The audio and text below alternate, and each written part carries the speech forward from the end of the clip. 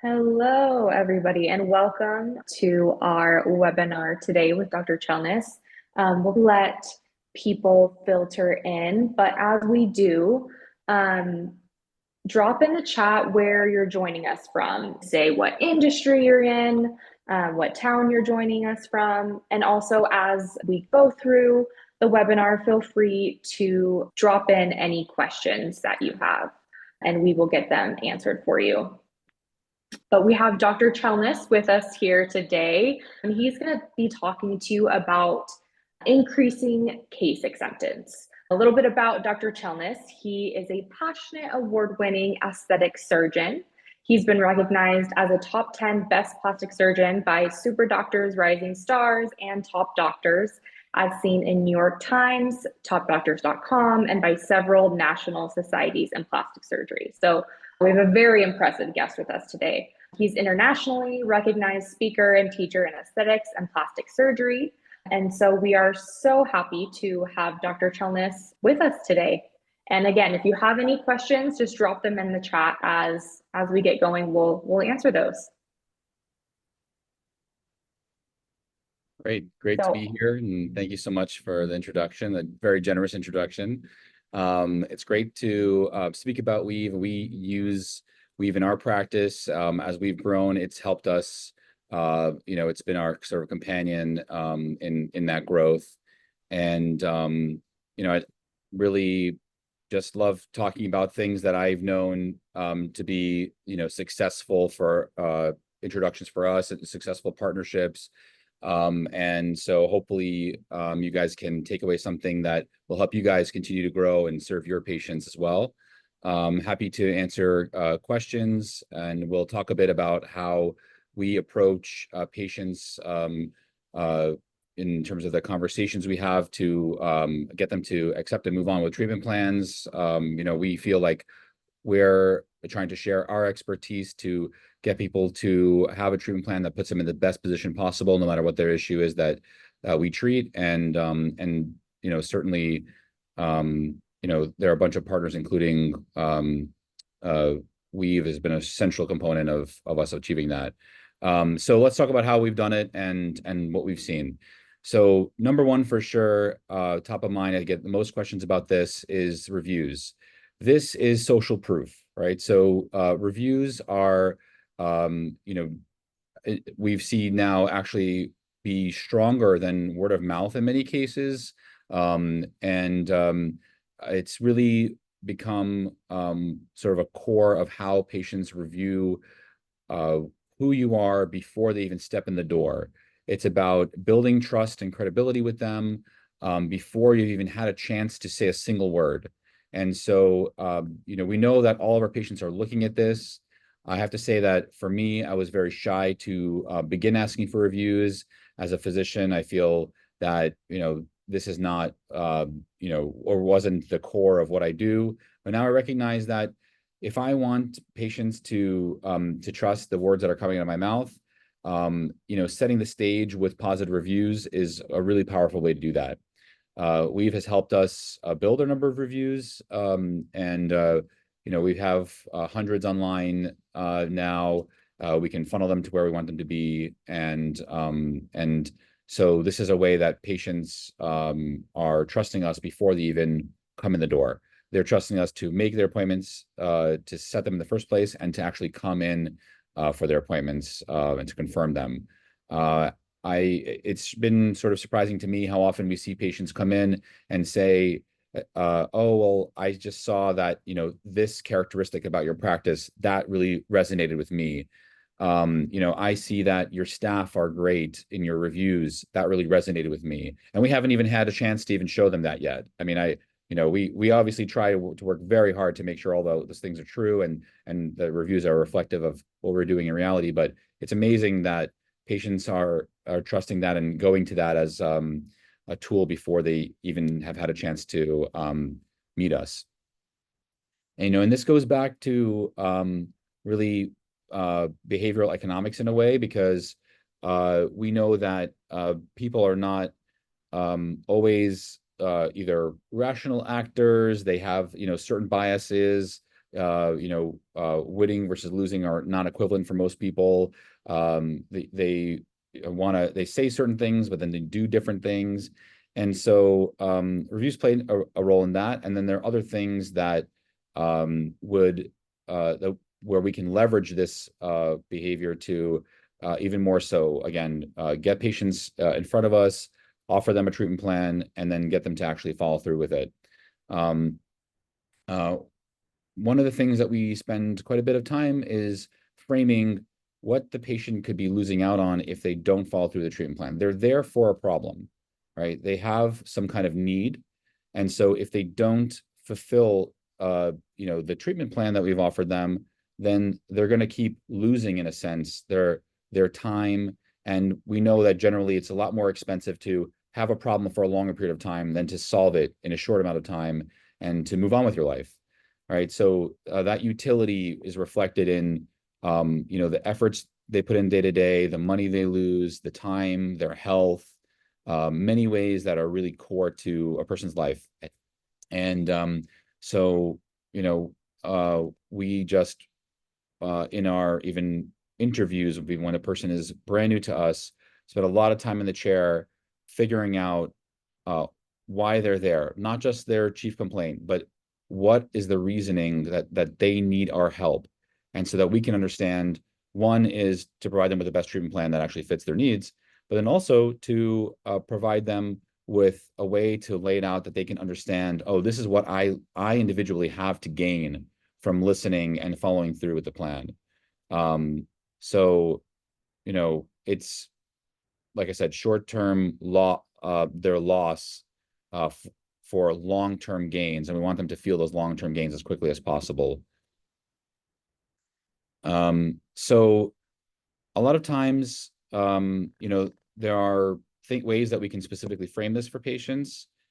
The inertia is really, really powerful. I think that's how I really view loss aversion and people's willingness to give up on the things that they're doing tomorrow and today.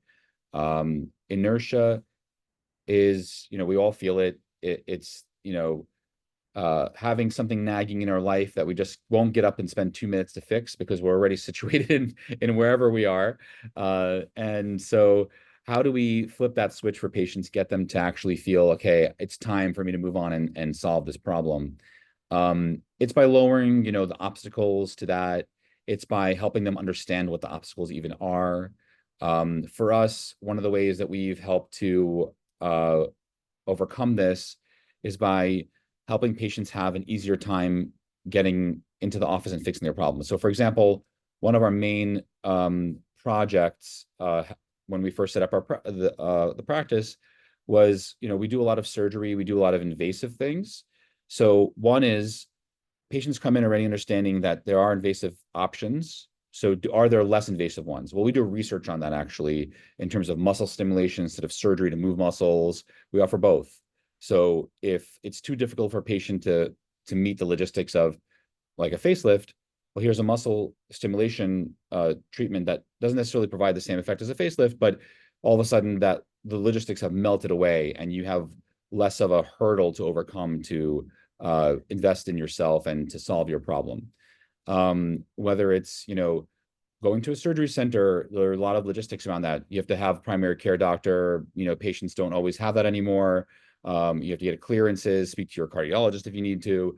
Well, what if we moved safe procedures into the office, into procedure space, where patients didn't need to do that anymore? Now the logistics are cut in half. They don't have to fast that day. They don't have to walk in with their escort. They need to leave with them if they're sedated, but not to come in. They don't need a clearance ahead of time for safe procedures. And so we just are always thinking about ways that we can lower those hurdles for patients and help them have to make a smaller investment to still reach their goal. And that makes it easier for patients to overcome that inertia to actually adopt treatment plans. It helps us nudge people in that way as well. I really think that we'll get into it a little bit further down the line, but framing it like this is what you have to win, this is what you have to gain from adopting the treatment plan, having buy-in from your staff, having messagery that's nudging them. We have internal materials like video screens that are always playing, sort of like what are the services we provide, how do patients respond to them, how do patients heal from them, and realizing that there are people just like them going through the problems they're facing, and they've overcome it, and helping them realize that the hurdles are less than they believe and that it's possible to overcome. So, having internal marketing, having your staff, having experienced and seen the things that you provide in the office, these are ways that we can help them be nudged numerous times. I've heard this marketing theory that you need a certain number of touches with a patient, or in just in general in the marketing world, to have someone finally adopt and decide that they're going to move forward with something. Your kids, if you have them, they've heard the um, ads for their favorite cereal 17 million times, right? They didn't ask you about that cereal or for it the first time they heard it. And so how many times do you need to hear something before you adopt that plan? And so the same is true for us as adults. And I think that really comes up into play even more so when there is some kind of logistical burden around adopting a treatment plan. And so we have to be aware of that, and to position people and frame these things as positively as possible. One of the things, again, speaking to inertia and overcoming this aversion, is patients that come in have given up. There's an opportunity cost to coming in. There's an opportunity gain in that they hope to solve their problem, but the cost is the reason that they may not do it. And so how do we lower that opportunity cost and help them realize the gain? A lot of times it's really simple things, like just simply reminding people and having them confirm their appointments. In medicine, in our training in psychiatry and in pain management, we come across these things where it's like a patient has to sign that they will take their medication. A patient has to sign they will not abuse a medication. And I always thought, how silly is this? Like, if a patient wants to do that, they're going to do it. But then I realized, there's a lot of research to uphold this, is that when patients do sign or confirm something, they are much more likely to do it. And it seems so silly, and that, like, is this really even an obstacle? But it really is. And so Weave has helped us in that regard. Otherwise, we'd have to manually do it. So many man hours, there are so many other things to do. So Weave has helped us be in a position where we get those confirmations seamlessly. Patients come in, particularly for Monday mornings. That's another way that we've found it really helpful, is that, Mondays, I mean, a lot of things happening over the weekend. And, a patient can confirm we're in the office on Friday, and we don't know if that's actually going to be met with them coming in person on Monday. But we've helped, move these confirmations over the weekend, where people have like gone through half their weekend, a time when my staff's not available to do it. And actually that's raised our patient appointment times, and that's raised our confirmations and patients actually showing up on Monday. So it's these, like we talked about nudge theory, it's these little things that you can do to help push patients in the right direction. They're coming to you with a problem. Make sure that they have a chance to even ask you for a solution. And so that's how I see it. And lowering the obstacle status is how we get that done. So the concept that we've been talking about really is choice architecture. There's no such thing as a neutral design. I really believe that. You're making choices in how you plan your systems, how you plan your practice, to help make sure patients actually make it to you, and to help make sure patients follow through. Right. So, like this is a picture of this door, but this is a great summation of this idea, where how many times have you seen a door that looks the same on both sides, and you have no idea whether you have to push or pull it? And it's just like, going the wrong way. I remember, if you guys know Far Side cartoons, I mean, there was one very famous one that was viral, constantly cycling over and over again, of this sign of like school for the gifted and talented, and this kid, pushing a door that needs to be pulled, and it just, no matter, it's not about intelligence, it's about positioning people in a way to succeed, to positioning people in a way to actually make it to be in the position that you want them to end up in.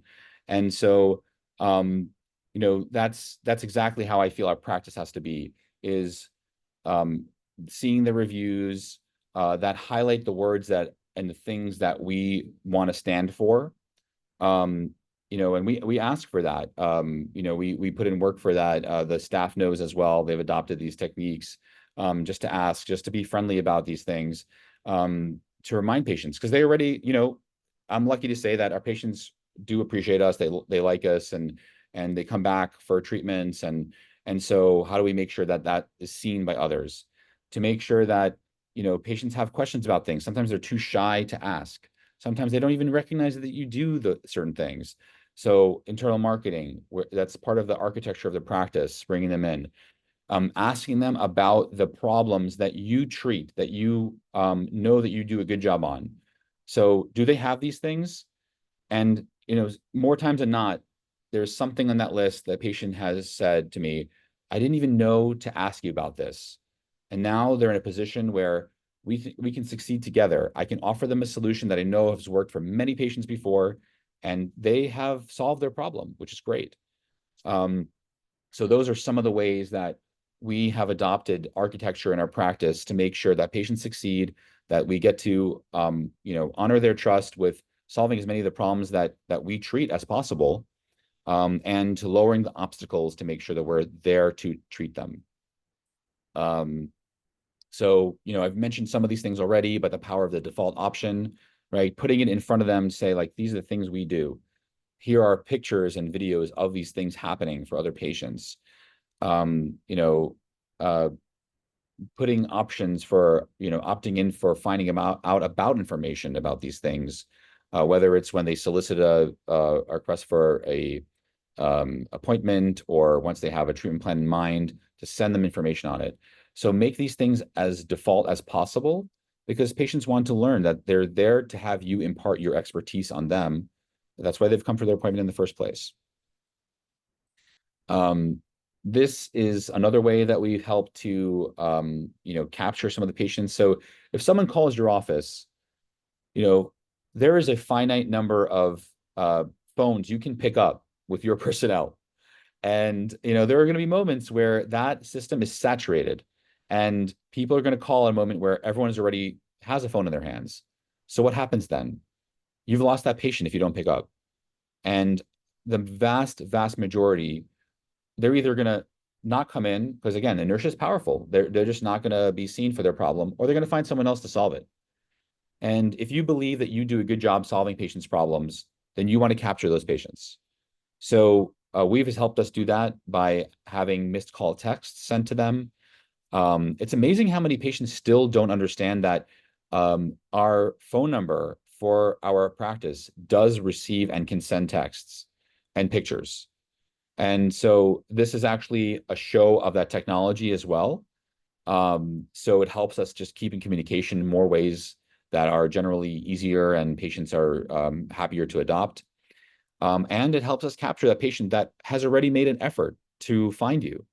And so if they probably have seen the reviews, they probably, know someone else possibly who's gotten treatment from you. There is some element of trust they already have for your office.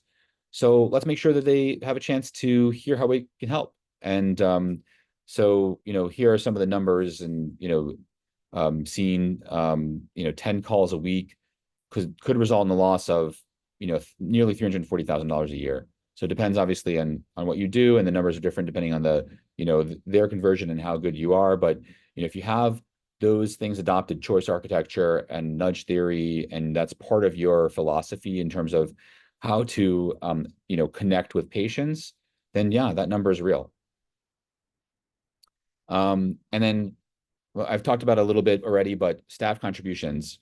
So in our office, obviously we're not going to subject all of our staff to all the surgeries that we do, but we actually do have them view a lot of surgeries, especially now that we've set up this transition to have the safest, quickest surgeries done in the office, which patients love. It saves them on cost and makes it easier logistically for them to sign up for the surgery. We have our staff view them. We have our staff see what they're like, what patients go through. so they can be honest about what the process is. Things that are less invasive, we have our staff could just see and feel for themselves what different treatments are, so they can use their own words, because we have scripts that we like to share, and scripts are a starting point, right? Patients want to hear from your staff in their own words. They will ask you questions that you've already answered. Sometimes they're too shy to ask the provider a question, and they want to hear it from the staff because it's just a lower stress environment and lower stress conversation. And sometimes they've just forgotten. They haven't had a chance to ask all of their questions. And so it's really, really important to have your staff on board with all the things that you do. Um, you know, they're, I think, our greatest resource in terms of connecting with our patients. And so it's really important to allow them to also see all the things you do. Um, all the time when we hire staff and they're new, I can scream scripts until I'm blue in the face, and still a week later, like, wait, we do that? Do we do that? And so seeing it is the way that they're going to internalize that. So make sure that you share these things. You put the time in to have your staff be able to contribute when you're not talking directly to the patient, because there's only one of you, but there are many of them. And it does take a village, and it does mean that they're going to be able to support patients with their care like to the maximum. So, these are all concepts that we've earnestly adopted. And I'm happy to speak on more. And I know that we have a demo to show you how Weave helps us accomplish those things. And again, seeing is powerful, so I would definitely think that's valuable to everyone here. But I'm happy to answer questions if there are some, and really appreciate you all tuning in to allow me to share these pearls with you guys and how we've uh, grown as a practice and internalize these concepts ourselves. Thank you so much, Dr. Chelnis. I could have listened to you all day. Like all of these ideas, you actually did most of my job for me during your presentation, which was amazing. I took a bunch of notes that hopefully I can kind of draw the connection between what's happening in Weave or what happens in Weave and some of the things that you were talking about that I think is really, really useful. So the first thing I wanted to show here, and this is a teaser. I think we have like 7 minutes left to kind of talk about it. The idea is not to give a full demo.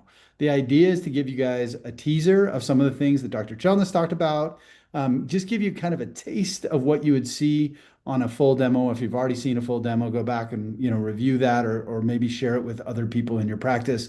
But some of the things that he talked about phones. He talked about missed call text. He talked about appointment reminders. He talked about two-way text. He talked about, well, he didn't really talk about bulk texting, but we're going to talk about it because some of the things that he mentioned were good, as well as email reminder or email marketing and recall reminders, recall and reactivation reminders.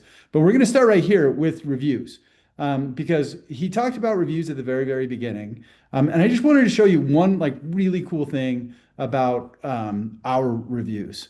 So hold on, this thing is in the way. I'm going to move it out of the way and I'm going to show you. Here we have a grumpy customer. And I love how Dr. Chelnis was talking about how important reviews are and how 79% of people are actually trusting online reviews as much or more than they trust their own friends, which is wild, right? And if you have a grumpy customer like this grumpy customer that writes in and says, we had a terrible experience, the worst thing that you can do is not respond. It's better. It actually bumps up your overall rating if you respond no matter what. If it's a positive review, you'll notice there's all these 5-star reviews. But if you have this person who had a really bad experience, and it's kind of human nature that they're going to go in and say, it was terrible. Like they're more likely to go in and do a terrible review if they had a terrible experience. But one of the things that Weave does, not only do we send out an automated, you can set it up so you can send out an automated review request to every single customer. You don't have to do it that way. There's configuration where you can send it out only to the people that had a positive experience. But there's actually evidence that shows that if there's a customer that had a terrible experience, like this grumpy customer, if you respond, then that ends up being more credible than if they had an excellent experience in the first place, because it shows you're paying attention, it shows that you're listening, it shows that you're doing all those things that are really helping build trust for you in the patient. Now, this is what's cool about it. I hover over this little thing right here. It says Weave AI. This is where AI is helping your practice and your staff. Dr. Chelnis at the end was talking about how important it is that the staff buys into a lot of the procedures. They can't do that if they're spending all of their time responding to terrible reviews, right? So what we've done is we've actually built in Weave AI, and I'm going to go ahead and click this button. It's going to generate a response to this. And I can just go ahead, I can read through it and make sure that I'm comfortable with it. Or if it's like, man, I would never talk like that. I can go ahead and shorten it, and I can submit that review with 2 clicks. I've responded, and I'm showing this terrible customer, number one, this grumpy customer, that we're listening, we're responding, and it's showing all the other customers that are in this space that are looking at my reviews that we're paying attention and that we're really focusing. And by the way, if we're focusing on these things, just imagine the kind of care that we're going to provide for you in the practice when you come in. And that's all just kind of the magic of AI that frees the staff up now to really focus on that interaction that creates the ability for them to accept the treatment that Dr. Chelnis recommended. Because they're going to trust the staff more than they're going to trust, even themselves sometimes, where they're going to go in and say, I don't know, should I really do that? And if the staff says, I did it and it was phenomenal, and let me show you what happened, they're going to go, oh, okay, great, I'm in. But if they're spending all their time on mundane things, and another thing we're going to talk about is the automated reminders. So if they're spending all of their time on the phone calling people to do automated reminders, they are not available to help that patient accept the treatment plan that Dr. Chelnis recommended, right? That's not what we want. We want them freed up to create that exceptional experience for their customers. So a couple of things that I wanted to show real quick, because I think that it's useful. We're actually going to go into settings here, and I'm going to show just the different kinds of automated messages. He mentioned a couple of automated messages that maybe he's got set up in his practice. And this is a demo office. So when you're looking at it and you're like, there's 0 appointment confirmation set up, that's because it's a demo office. But if I wanted to really create this kind of, and I'm going to click on these automated reminders. One of the things that Dr. Chelnis talked about was how important it is that those automated reminders are customized for the treatment plan or the treatment that patient needs, right? So if you say, this person has to come in fasting, then you can actually, for this particular treatment plan, or for this particular treatment, you can create an automated reminder specific to that treatment plan that says, make sure you come in fasting. And by doing that and having it be completely customized, that patient knows exactly what to expect when they come in. And as Dr. Chelnis also talked about, if they're reminded, you can set it up at different cadences. I'm just going to pull one up here real quick, and we're going to edit it. In this case, I'm saying 2 days before the appointment starts. You can also set it up for 2 hours before the appointment starts. Because a lot of times, in fact, I love the stats that Dr. Chelnis was talking about. 30% of people that don't show up simply forgot. It's not that they were too busy. It's not that they just forgot. And so if we can make sure that they're remembering 2 days before, you can set up one that's 2 days before. You can set up one 2 hours before. You can set up one 2 weeks before. But that way, though, that patient is coming to your office totally prepared, totally ready to accept the treatment that is recommended by the provider. So it's amazing that you can get that level of granularity to make that happen. And then I know we're down to time, Carly, don't get mad at me. But there's one other thing that I wanted to show that I think is really, really important, and that Dr. Chelnis was talking about. A lot of patients don't even know the procedures or the offerings that you have. So Weave provides 2 things that I think are really fantastic. Number one is email campaigns, and this is where we show marketing. You can see all campaigns, you can see the drafts. These are the email campaigns, and that works great if people are on email. My wife is never on a computer. She is always on her phone, constantly on her phone, because all of her communication and everything happens on her phone. So we also have what we call bulk texting marketing. So these are text campaigns where you can segment the patient base and say, oh, if you're a patient that fits these criteria, I'm going to send out bulk texting that says, come in now, get a 30% discount on this particular procedure, and the amount of booking that we're seeing, because 98% of people, when they get a text message, open it immediately, which is amazing, right? So if you can leverage some of these tools to help get those patients, get them aware of what is being offered, and free your staff up to provide that kind of consultation, really, for their patients, you're going to have an incredibly successful experience. Again, this was a quick teaser. I went a minute over, but it's so exciting to me. Thank you, Dr. Chelnis. This was amazing. I loved your perspective. I loved how you did most of my job for me. And so we'll do this again in the future. It'd be fantastic. Yeah. If I can say one thing that like builds on Yeah. what Nate said is that, you know, a lot of times we talk about practicing at the top of our license credentialing, like, you know, at the top of our expertise. And, you know, I think it's overlooked sometimes in terms of having your staff also practicing, you know, performing at the top of whatever their position is.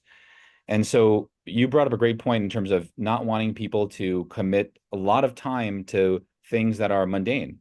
And, you know, how do they provide that optimal customer service is like that, you know, one-to-one sort of coordination and like the higher level things that really mean a lot to patients. And so I think having a system that takes away the mundane allows my staff to be able to do that. I love that. That's awesome. All right, Carly, thanks. Back to you. Well, this recording will be sent out. So if questions come to mind, feel free to reach out to me. My email will be attached to the recording. And yeah, I think we'll go ahead and close out. Thank you so much, Dr. Chelnis and Nate.